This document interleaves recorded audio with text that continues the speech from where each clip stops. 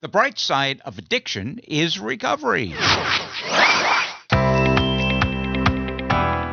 If you're in recovery or know someone or love someone who is, or maybe you just want to find out more about the recovery process, this podcast is for you.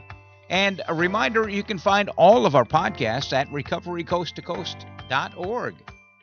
Welcome to episode 52 of Recovery Coast to Coast.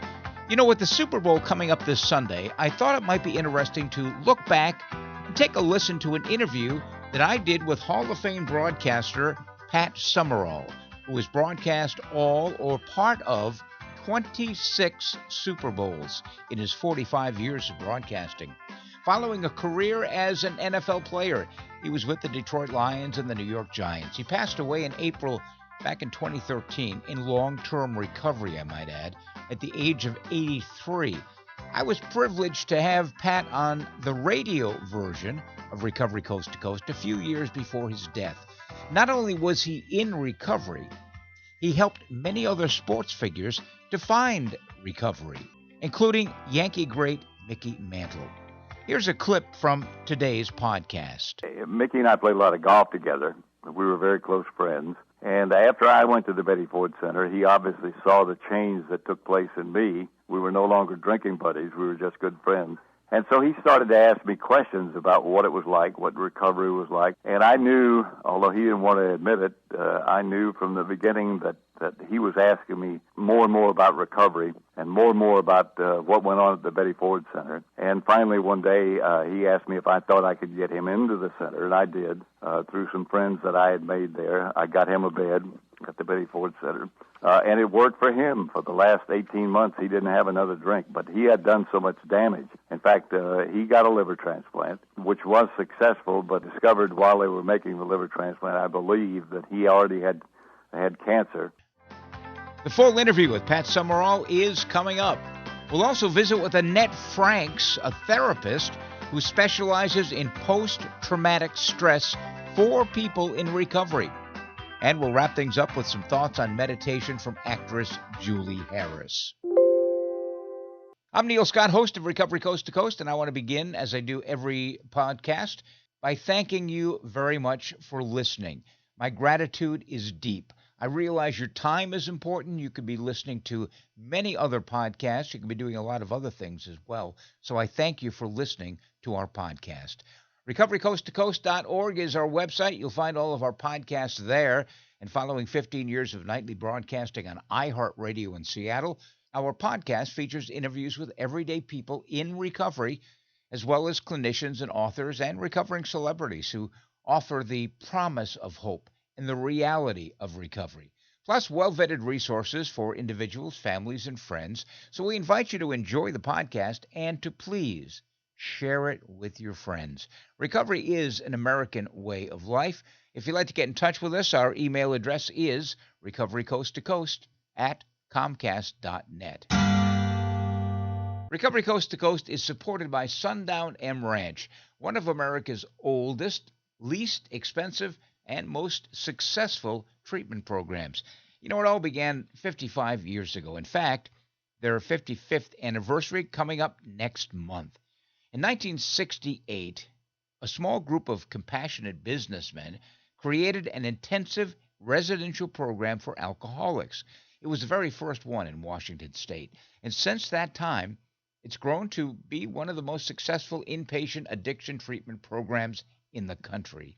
It actually began in an abandoned warehouse in White Swan, Washington, and they leased it for like $100 a year.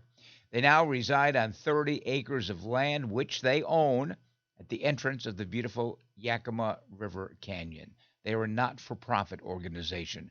Sundown is licensed by the state of Washington, accredited by the Commission on Accreditation, certified by the Division of Behavioral Health and Recovery, and this one is really important, they are members of the National Association of Addiction Treatment Providers. They adhere to their strict code of ethics. If you're looking for a treatment program, be damn sure they're members of NAATP. You know, since they are a nonprofit organization, their rates can be kept very low, the lowest probably in the country, among the lowest anyway. And their staff works with most major insurance companies. and they work to get the maximum benefits for all patients. They've treated close to 200,000 adults, adolescents, and family members. If you know someone who's looking for a really good treatment program for addictive disease, consider Sundown M Ranch, where recovery begins. Sundown.org. Yep, it's time to share a cup of coffee and listen to an interview that I did a number of years ago with a great guy, Pat Summerall, Hall of Fame broadcaster and a person who has embraced long-term recovery. And as we get ready for the Super Bowl this Sunday, I thought it would be fun to hear my conversation again. Let's listen now to my conversation with Pat Summerall. We're going to be talking to Pat Summerall. What a great career he has had. 45 years in broadcasting. He has broadcast all or part of 26 Super Bowls, covered every major sporting event, has worked for CBS, Fox, and ESPN. He went into treatment for alcoholism back in 1992 at the Betty Ford Treatment Center following the 1992 Masters Tournament and an intervention that basically turned his life around. It was in Augusta that he looked into the mirror in a guest house and saw what others were seeing. He's been in recovery for 14 years, had knee replacement surgery back in 2000. A year later, following some dental work, forgetting to take some antibiotics, infection invaded his body. It taxed the organs, especially the liver. His health worsened to the point where he rose to the top of the transplant list. Not because of his name or his stature, but because he had the worst liver in the country and was the closest to death. April 10th, 2004, he had a highly successful liver transplant, receiving the gift of life from a young 13-year-old boy, Adrian Shelby, from Arkansas. After his physical recovery from the transplant, combined with his ongoing recovery from alcoholism, his increasing faith in God, and the miracles granted to him, he's written a riveting memoir called On and Off the Air, published by Thomas Nelson Books, and we are delighted tonight to welcome broadcasting legend Pat Summerall. Good evening, Pat. How are you? I'm good. How are you? I'm just absolutely delighted to be able to talk to you tonight.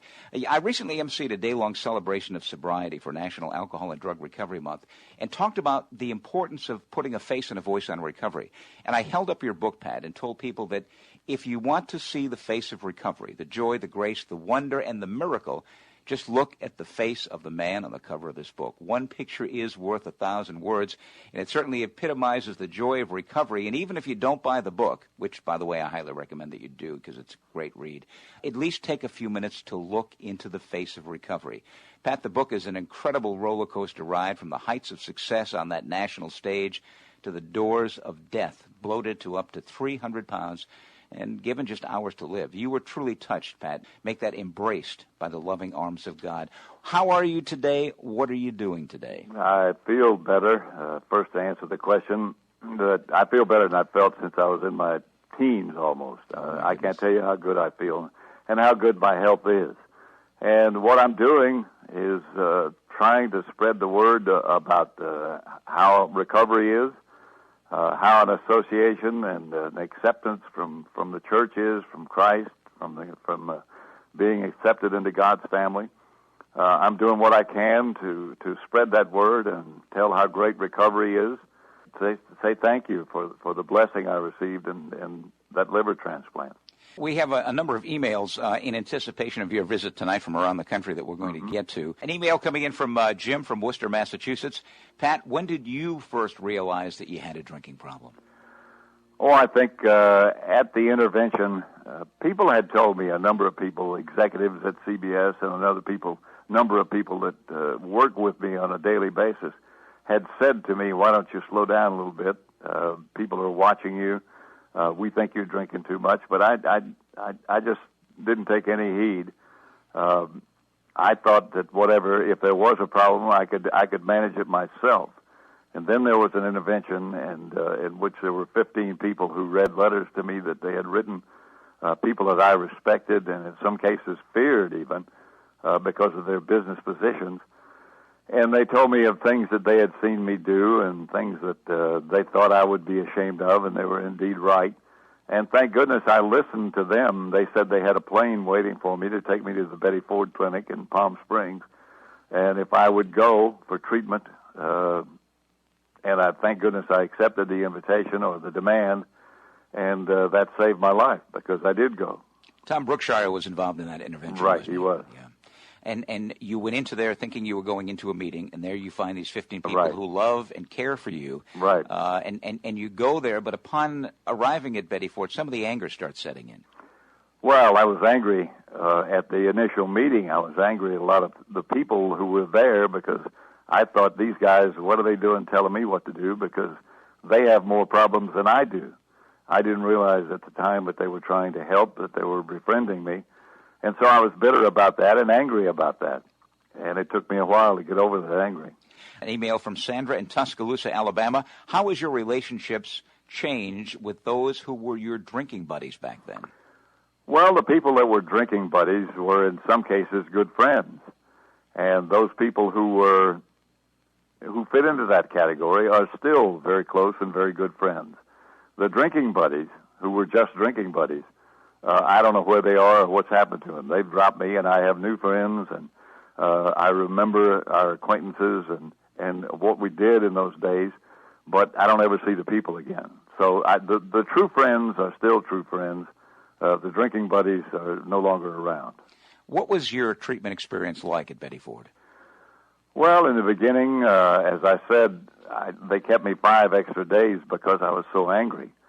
So I really didn't hear much of what was said, or I didn't absorb much of what the teaching was about for the first 5 days. And after that anger started to subside, and I started to forgive a few people, I started to listen to what the recovery people said, and thank goodness I did, because that saved my life. The treatment itself, at first I thought, this doesn't apply to me, I don't want to listen to this. And then as I began to realize that it did apply to me and that I could get some help from a higher power, then it started to help, and then the messages started to be accepted in my mind, and I accepted that there was a higher power and that there was indeed a source of power for me to tap.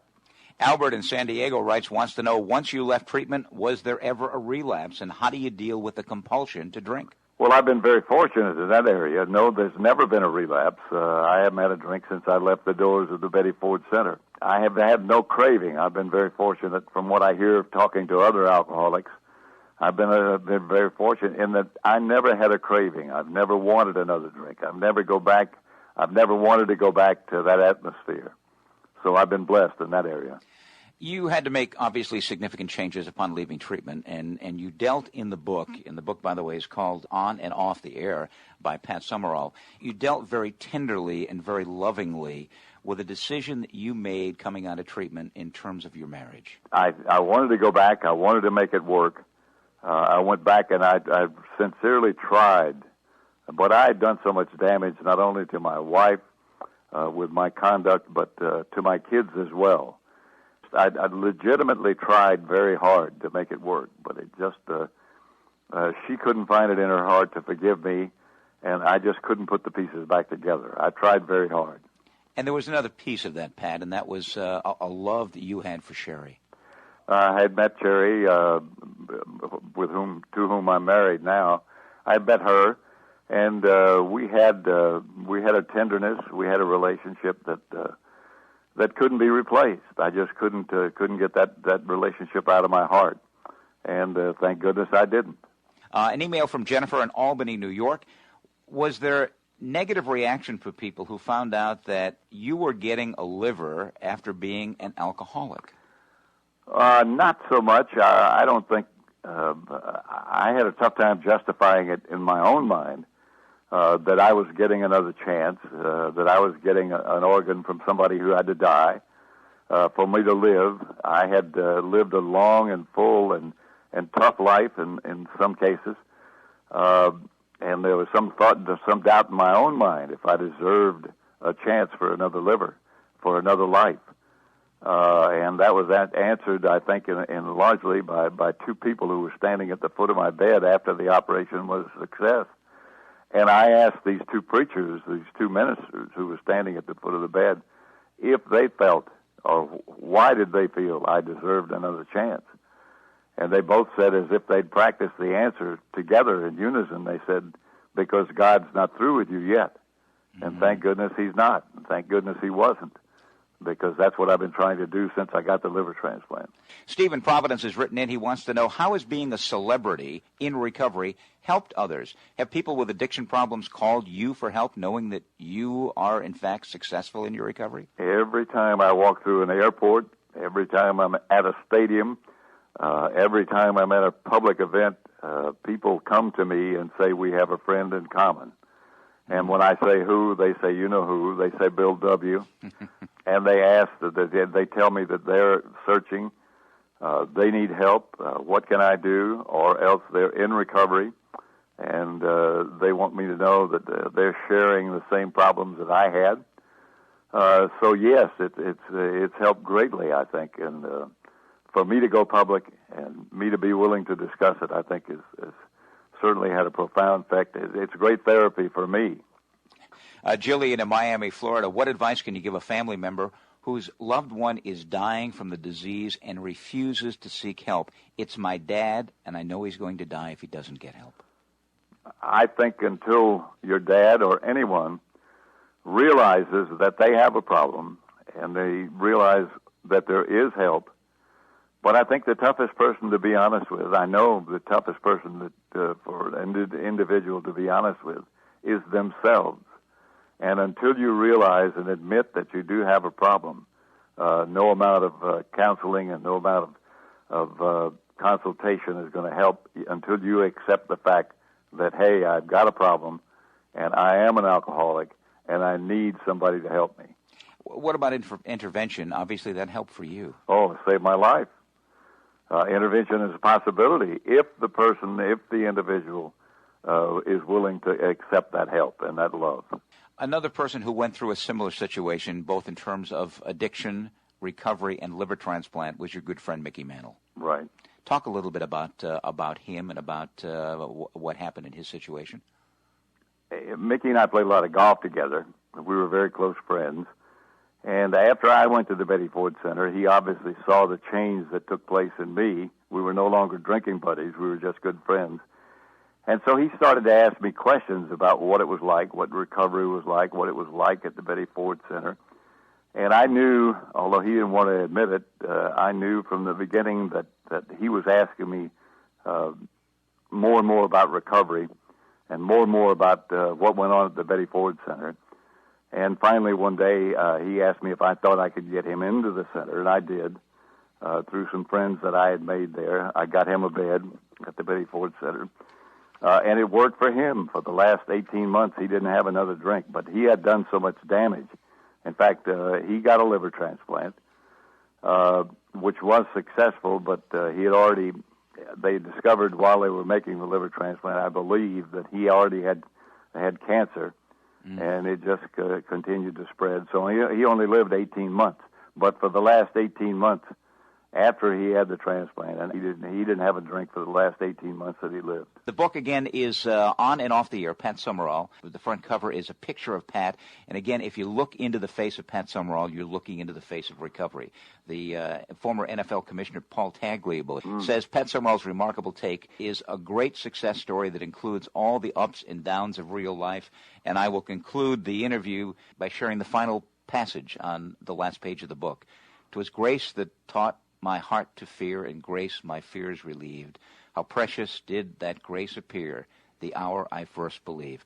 Pat, you are an amazing man. You're a great ambassador for recovery. And when people hear you, when they see you, it brings inspiration into their lives. And you continue to save lives one day at a time, one alcoholic at a time. In behalf of all the listeners who listen to Recovery Coast to Coast, I thank you from the bottom of my heart for that. Thank you very much for this opportunity.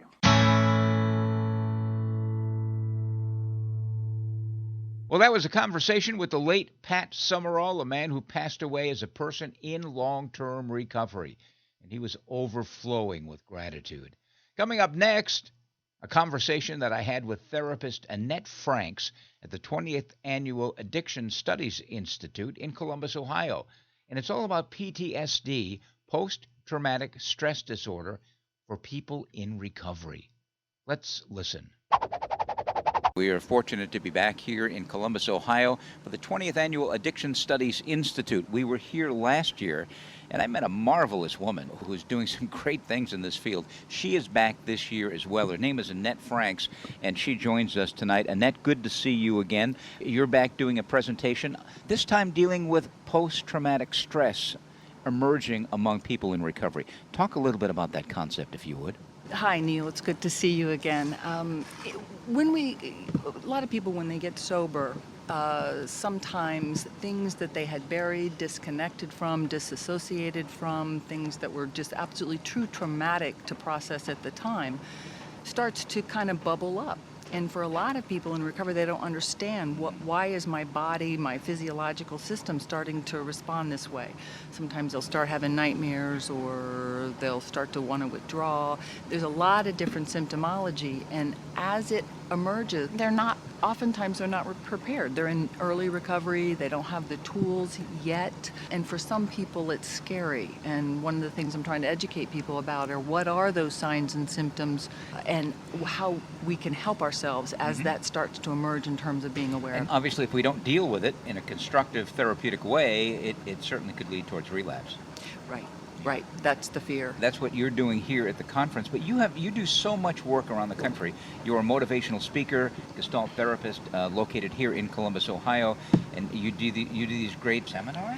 I call them my life enrichment retreats. Recovery retreats. Balancing mind, body, and spirit. You like to go down to Costa Rica, don't you? Yes, yeah, that's actually my favorite place.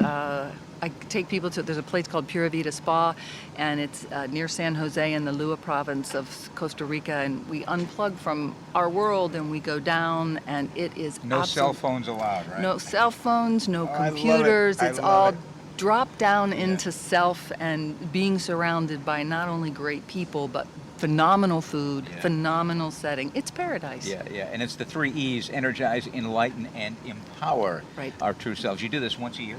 Yes, I do it every March at Pura Vida Spa in Costa Rica.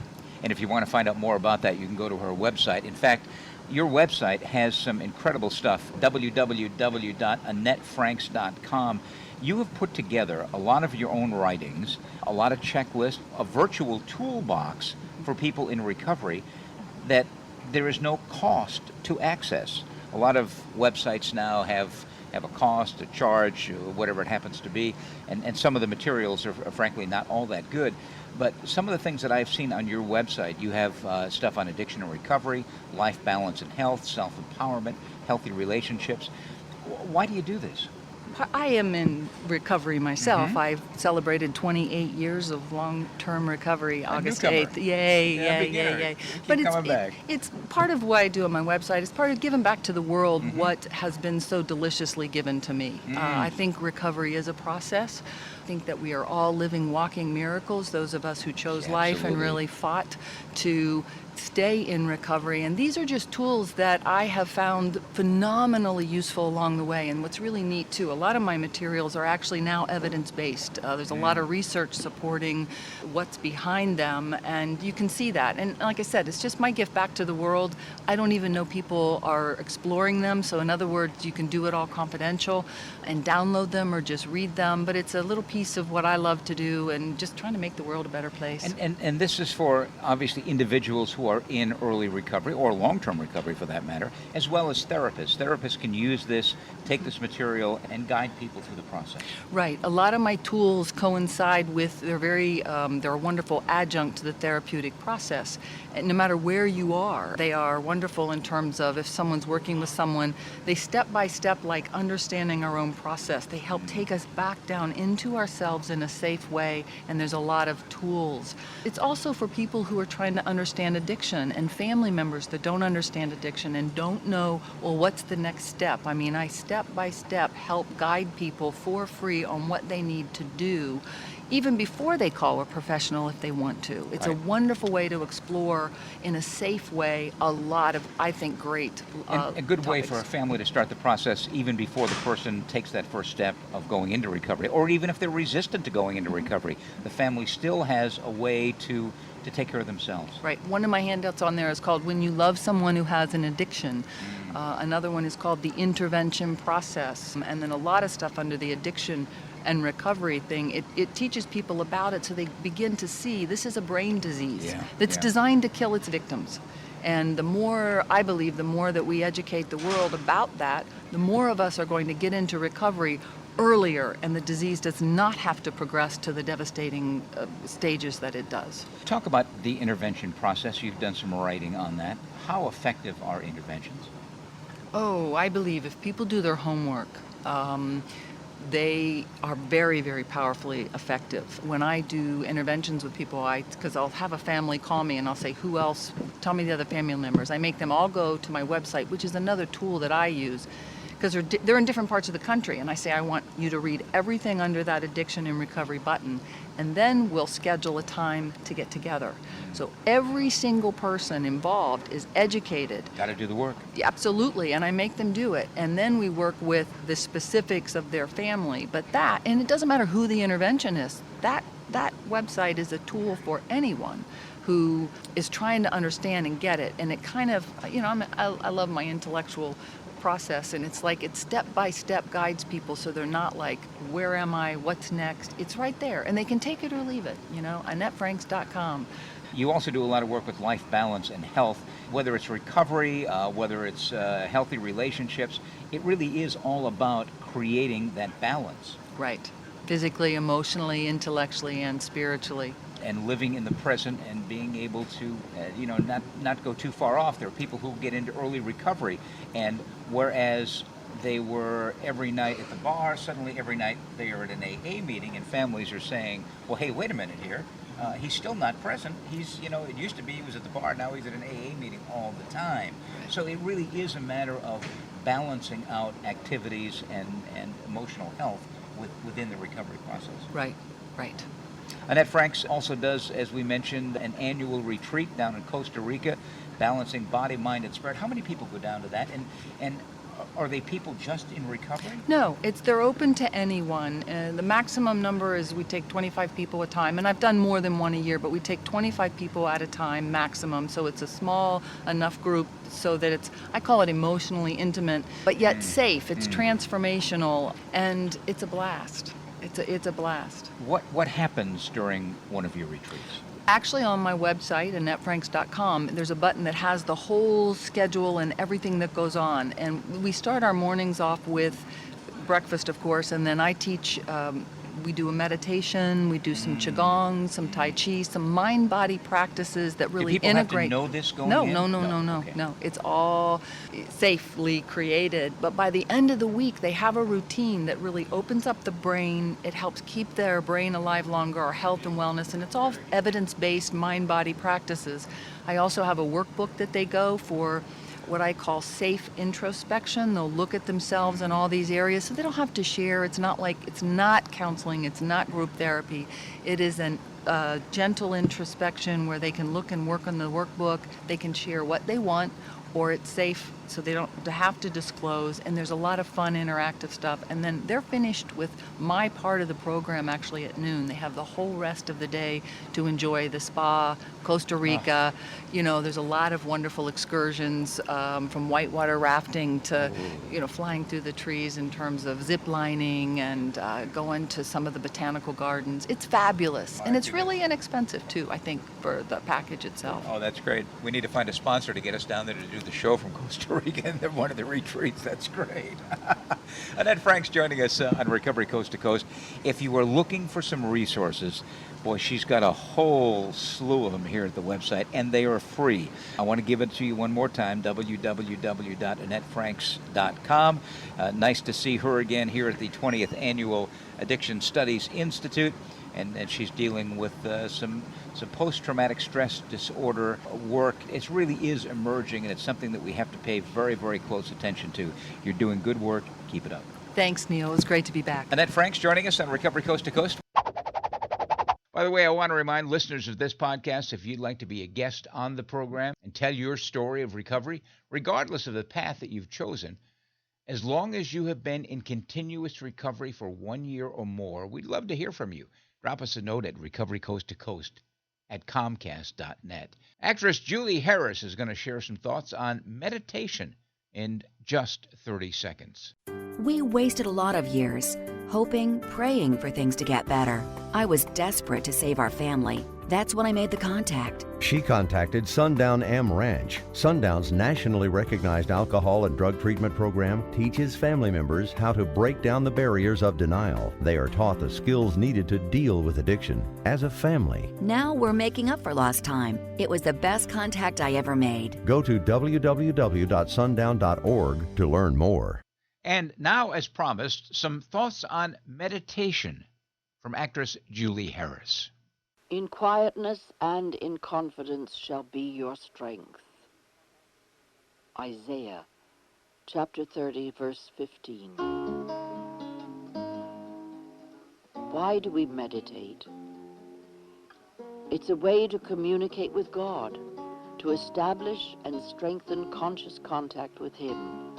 Looking at it another way, meditation allows us to understand and map out our spiritual objectives before we try to move toward them. Some people think that special skills are required before one can meditate, but that isn't the case at all. When we remember the purpose of meditation, it becomes clear how simple it can be. We meditate to open ourselves and receive guidance from God, and receiving is one of the functions our minds perform best. So we don't need to be at any particular spiritual level before we can meditate, nor do we need special knowledge or training. The point is, anyone can meditate. It's a personal adventure, something each of us approaches in his or her own way. Meditation certainly shouldn't be viewed as a chore. It should be approached instead with enthusiasm and an openness to being inspired. Soon after we begin to practice meditation regularly, we find that it is not at all abstract, but to the contrary, immensely practical. For it is from meditation that we gain knowledge of God's will for us. When we convert that knowledge into action, the rewards of meditation become abundantly evident and concrete. Thought for today. Through meditation, we open ourselves to God's inspiration and guidance. Well, that wraps up this edition of the National Podcast Recovery Coast to Coast. If you've enjoyed our podcast, well, do us a favor, would you? Share it with others by social media or simply telling someone about it. And you can find all of our podcasts at Recovery Coast to Coast, including podcasts with Bonnie Raitt, actor John Larroquette, National Football League legend Thomas Hollywood Henderson. There's a bunch of them up there. And if you'd like to get in touch, our email is recoverycoasttocoast@comcast.net. And please hit the subscribe or follow button. It's free, and you'll be notified the next time we publish a podcast. And remember, if you know someone who has problems with alcohol or any other drug, here's a 24-hour national helpline that offers free information and confidential treatment referrals. They even have Spanish-speaking individuals as well. The number is 1-800-622-HELP.